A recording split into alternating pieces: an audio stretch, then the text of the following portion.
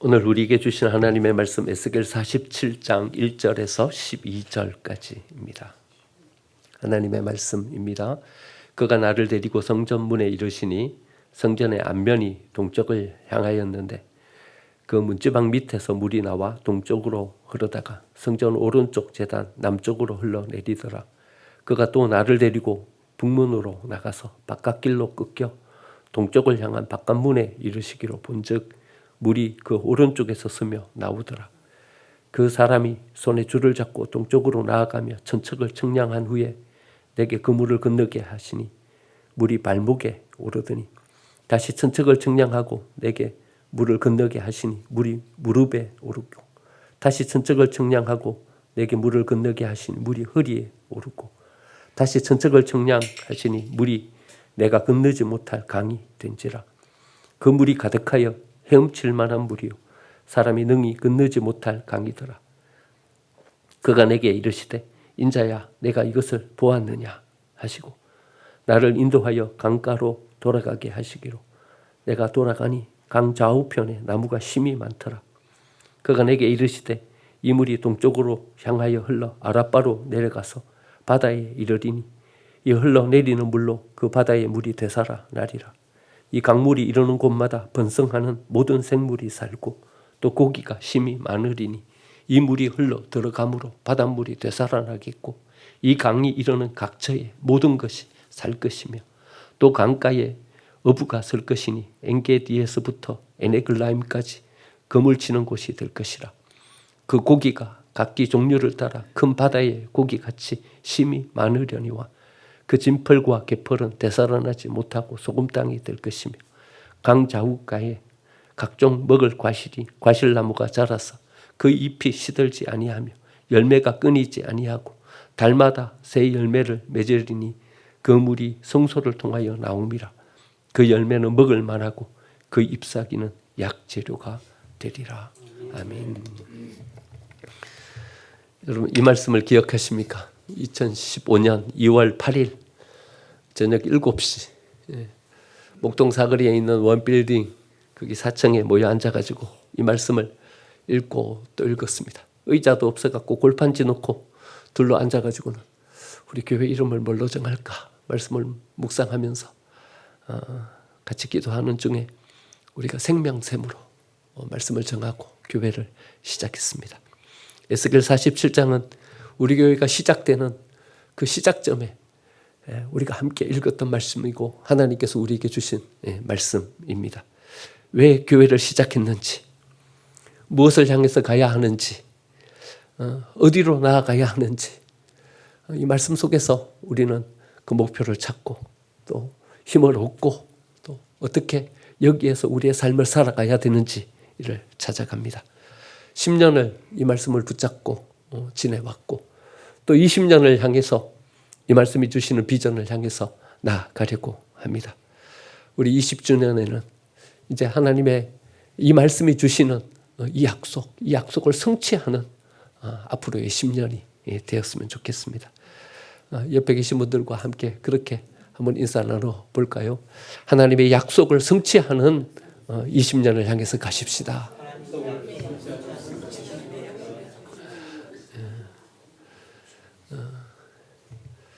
하나님께서 우리에게 약속을 주고 계시죠?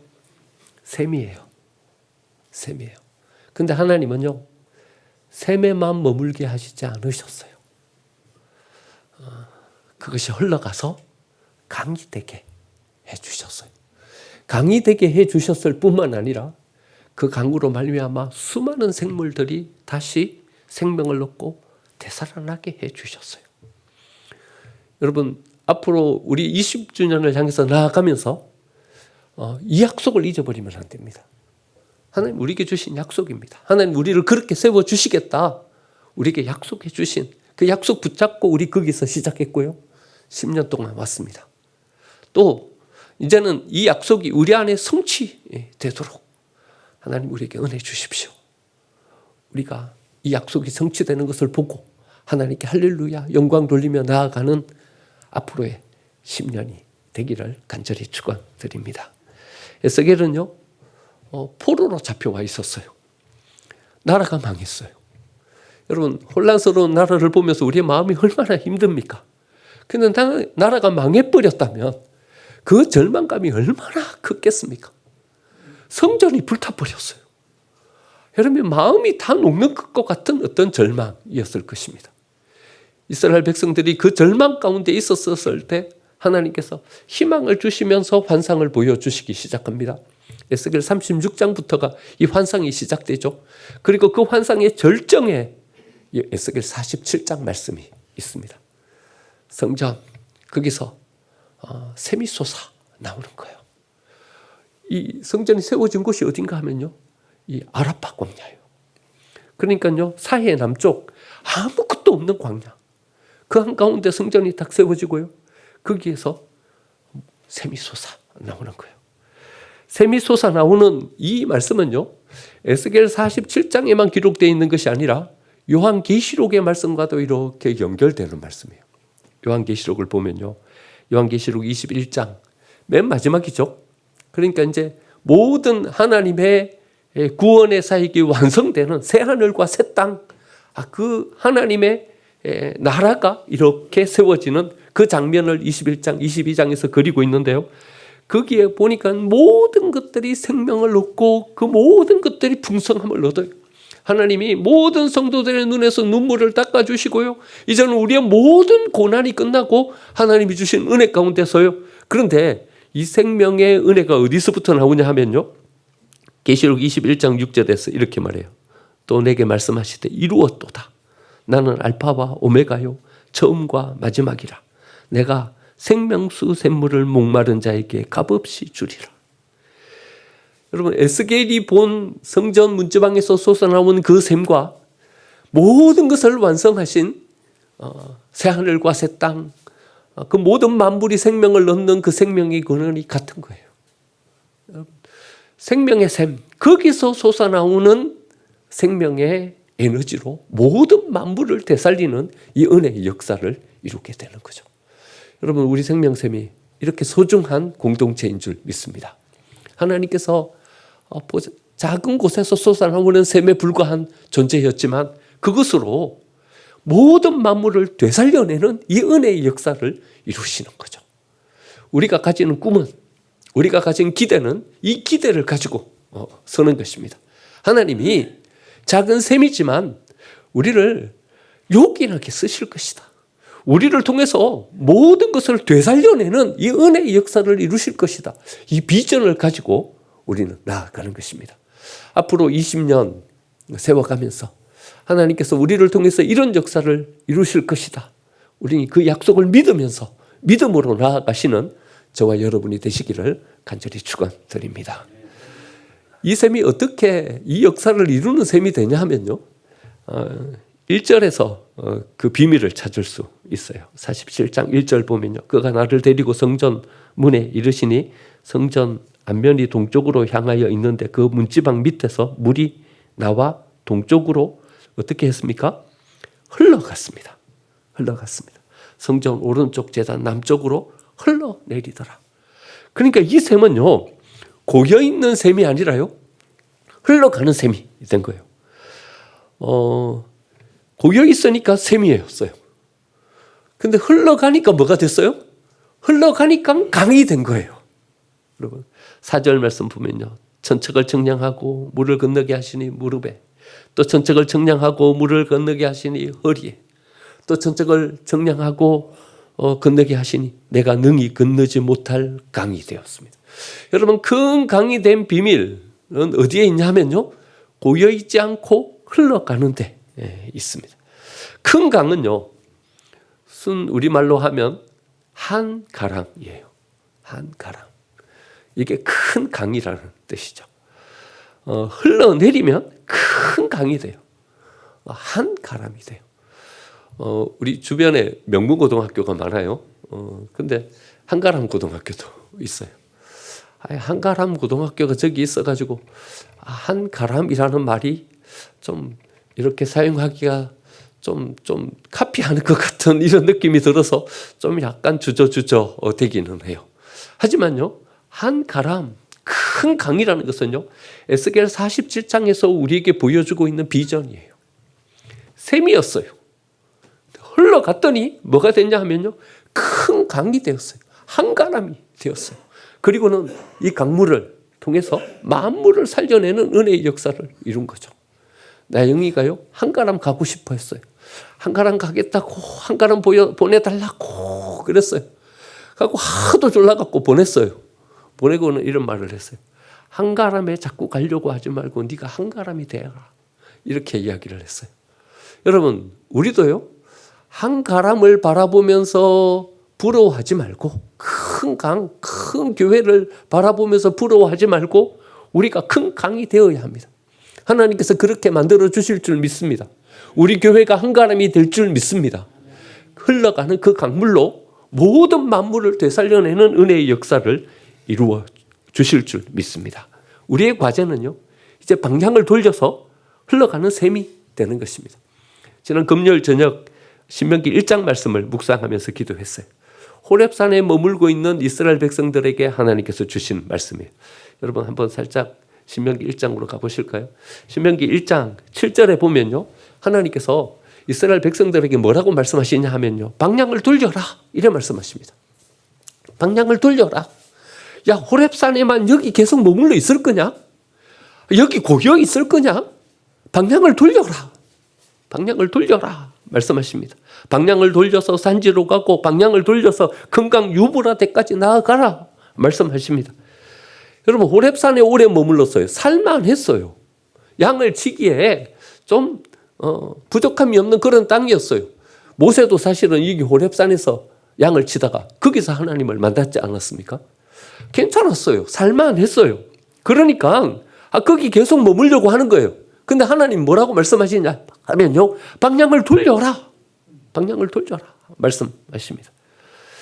여러분, 방향을 돌려 안전한 곳에서 떠나서 새로운 것을 향해서 나아간다는 것은요, 두려운 일입니다.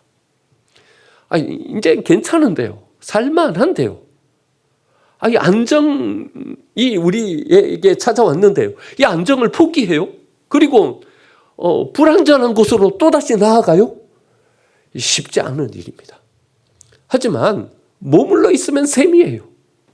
근데 일어서서 나아가면요, 강이 돼요. 발목에 차오르고 무릎에 차오르고 허리에 차오르고 이제는 능히 헤엄쳐 건너지 못할 강이 됩니다. 머물러 있으면 셈입니다. 하지만 흘러가면 강이 되는 줄 믿습니다. 그런데요, 흘러가는 데는 믿음이 필요해요. 믿음이 없으면요, 흘러갈 수가 없어요. 하나님께서 우리에게 허락해 주시는 또 다른, 흘러갔을 때 우리가 붙잡게 될 그것이 여기에 머물러 있었을 때보다도 훨씬 더 복된 것이다라는 그 믿음이 없으면요, 절대로 이거 포기 못합니다. 여러분, 호렙산을 어떻게 포기해요? 그래도 마실 물이 있는 샘을 어떻게 포기해요? 그런데 이 믿음이 있으면 나아갈 수 있게 됩니다. 하나님께서 우리로 하여금 나아가게 하셔서 우리에게 주실 은혜가 더 크다. 하나님께서 우리를 더 복되게 세워주실 것이다.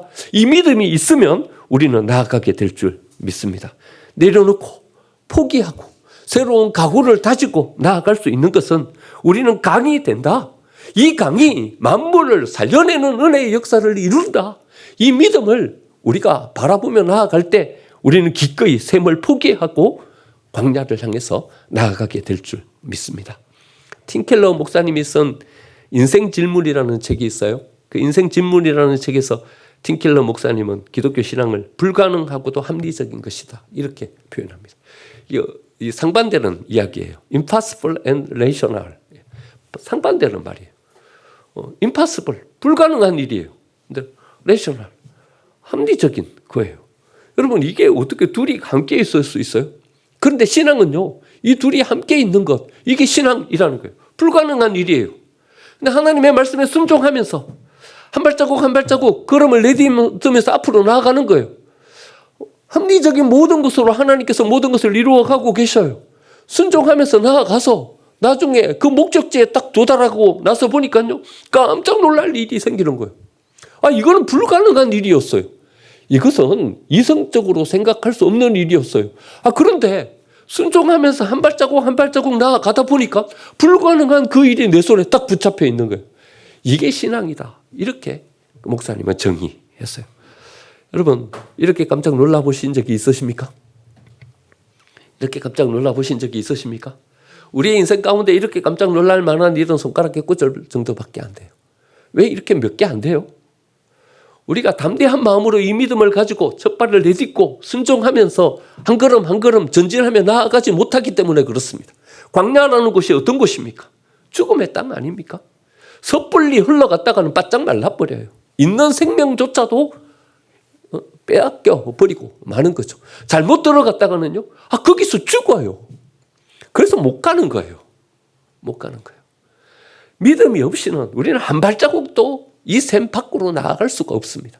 믿음이 없이는 우리는 광야를 향해서 담대한 행진을 향해 갈 수가 없습니다. 하지만 하나님께서 우리를 강으로 만들어 주실 것이다. 그리고 흘러내리는 이 강을 통해서 만물을 살려내실 것이다. 이 믿음을 가질 때 우리는 비로소 나아갈 수 있게 되는 것입니다. 예수님께서 십자가에 못 박혀 돌아가신 6월절, 그 다음 안식 후 첫날이었어요. 마리아는 예수님의 무덤을 향해서 갔어요. 죽으시고 사흘 만에 다시 살아날 것이다 말씀하셨지만 마리아는 아직까지 이 믿음을 가질 수가 없었어요.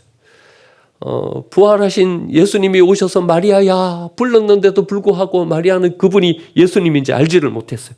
마가복음은요, 계속 반복해서 뭐라고 말씀하고 계시냐 하면요, 내가 고난을 받고 다시 살아나게 될 것이다를 계속 반복해서 말씀해 주고 계신 것이 나와요. 마가복음 8장에 보면 인자가 죽임을 당하고 사흘 만에 다시 살아나야 할 것이라 8장에 이미 나와요. 9장에 또 나와요. 인자가 죽음을 당하고 죽은 지 사흘 만에 다시 살아나리라. 9장에 또 나와요. 10장에 또 나와요. 예수님은 인자를 그들이 죽일 것이라 3일 만에 다시 살아나리라. 이게 베드로가 기억한 거죠. 마가복음을요. 나중 지나고 나서 보니까 예수님이 계속 말씀해 주셨던 것을 인제서야 생각하게 된 거예요. 예수님이 계속 이 말씀을 우리에게 주셨구나. 인자가 고난을 당하고 사흘 만에 다시 살아날 것이다. 이 말씀을 주셨구나. 그걸 다시 기억한 거예요. 그럼에도 불구하고요, 이 말씀을 믿지를 못했어요. 이 말씀을 믿지 못한 사람이 누굽니까? 가장 가까이에 있었던 제자들요.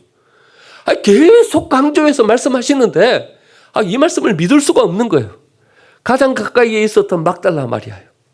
막달라 마리아는 안식 후 첫날 그 무덤에 가서 깜짝 놀랍니다. 무덤 문을 열려 있고 예수님의 시신은 없어져 버린 겁니다. 여러분, 마리아가 왜 놀랐습니까? 무덤 문이 열려 있었어요.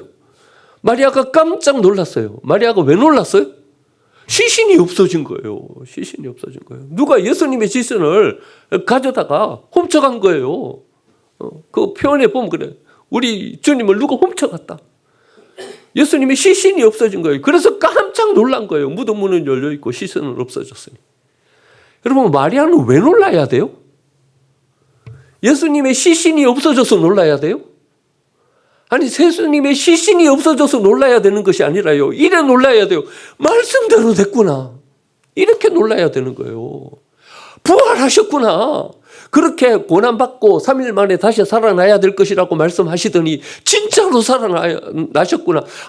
말씀대로 되는구나. 이래 놀라야 돼요. 근데 이래 놀란 것이 아니라 예수님의 시신을 누가 훔쳐갔구나. 이래 놀라고 있는 거예요. 여러분, 마리아는 예수님을 따랐고 믿는다고 생각했는데 예수님을 못 믿고 있었어요. 믿은 것이 아니었어요. 여러분, 믿음은요, 그냥 되는 게 아니에요. 우리 안에 씨름을 하면서 믿음에 대한 고뇌와 이 믿음에 대한 땀 흘림과 믿기 위한 이 과정을 거치고 난 다음에 우리는 비로소 믿음이라는 것을 가질 수 있게 됩니다. 고뇌 없이 그냥 믿는다. 여러분, 그거는 다시 한번 의심해 봐야 합니다. 여러분, 믿지 못할 경험을 우리는 계속하고 있어요. 믿지 못할 지식을 가지고 있어요. 믿지 못할 정서와 감정을 가지고 있어요. 그런데요, 우리가 쉽게 믿는다고요? 어쩌면요, 자기 체면이에요.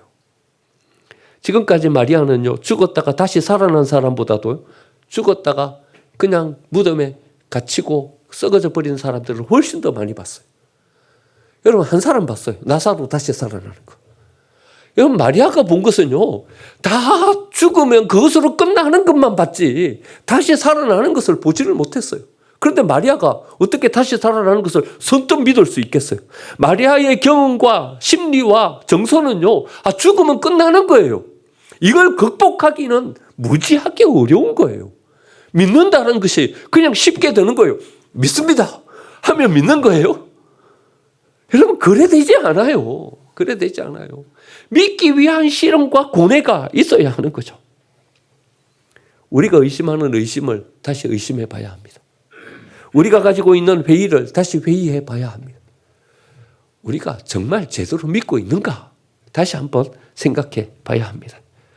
우리가 진실한 믿음으로 무언가를 붙잡고 갈 수 있다면 이것이야말로 하나님께서 우리에게 주신 최고의 축복이고 최고의 은혜인 것입니다. 우리가 믿으려고 애쓰면 예수님이 마리아를 도와주셔서 마리아로 하여금 믿게 해주셨던 것처럼 우리로 하여금 이 믿음을 가지고 서게 해주실 줄 믿습니다.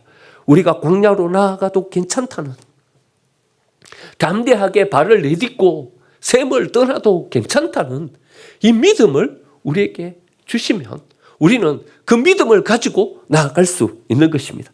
내가 꼭 붙잡고 있는 이것을 놓아도 하나님께서 우리 손에 더 큰 것을 허락해 주신다는 그 믿음을 우리가 이 발버둥을 통해서 우리가 마음속에 가지면 우리는 비로소 우리가 붙잡고 있는 이것을 놓고 하나님이 우리 손에 허락해 주실 그것을 기대하면서 나아갈 수 있게 되는 것입니다.